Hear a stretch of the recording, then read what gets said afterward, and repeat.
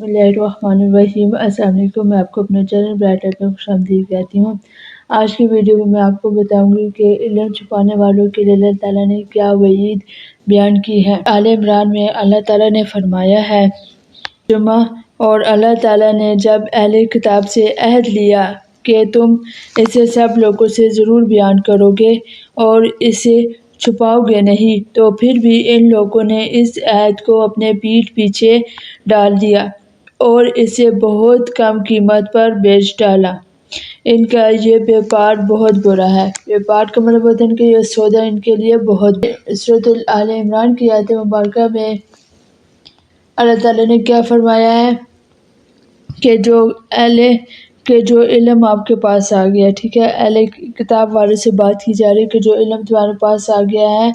تو اللہ تعالیٰ نے ان سے عہد لیا تھا کہ اس کو تم جا کر صحیح طریقے سے بیان کرو گے، تو اہل کتاب والوں نے کیا کیا، اس کی جو حق بات تھی اس کو چھپا لیا اور اللہ تعالیٰ کی عہد کی کیا کی، نافرمانی کی، اس سے پیٹھ پھیر لیا، اور اس کے بدلے وہ لوگ کیا کرتے تھے، انہوں نے تھوڑی سی قیمت لے لی، تو وہ قیمت یا وہ معاوضہ اس کے لیے کہتے ہیں کہ بہت برا ہے، اسے دنیا میں اس کا فائدہ اور نہ آخرت میں فائدہ ہے۔ اب اس آیت مبارکہ کا ہماری روزمرہ زندگی سے ذرا موازنہ کریں تو دیکھیے ہمارے پاس جو علم ہے جو اللہ تعالیٰ نے ہمیں دیا ہے،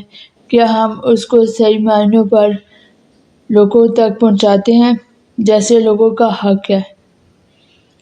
ٹھیک ہے، ہم سے بھی اس کی پوچھ گچھ کی جائے گی، یہ نہیں کہ ہم سے اس کی پوچھ گچھ نہیں کی جائے گی، بھی ہمارے علم کے بارے میں پوچھا جائے گا۔ جیسے کہ آپ لوگ دیکھ رہے کہ آج کل کے دور میں کیا ہوتا ہے، کسی کو صحیح راہ نہیں دکھائی جاتی، کہ اگر ہمارے پاس صحیح علم ہوتا ہے، ہمارے پاس کوئی آن لائن پڑھے یا ہم ٹیوشن پڑھاتے ہیں یا اسکول میں ٹیچنگ کرتے ہیں تو ہم اسٹوڈنٹ کو صحیح طریقے سے نہیں بتاتے، جو ہمارے پاس علم موجود ہے ہم اس طرح ان کو وہ علم نہیں دیتے۔ تو اس آیت مبارکہ سے ہمیں بھی عبرت لینی چاہیے، ہمیں بھی عبرت حاصل کرنی چاہیے،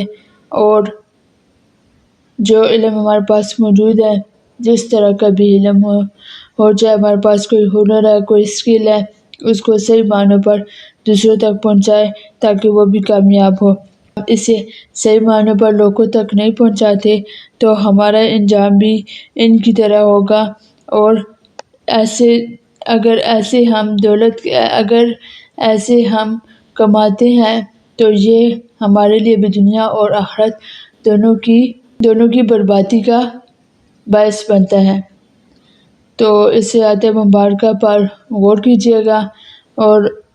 اپنی زندگی پر آپ بھی اور میں بھی تبدیلی لانے کی کوشش کروں گی تاکہ ہم قرآن پاک کی ہر ایک آیات پر عمل کریں اور صحیح معنوں پر مسلمان اور مومن کہلانے کے مستحق ہو سکے۔ یہی تو ملتے اگلی ویڈیو میں، تب تک کے لیے اللہ حافظ۔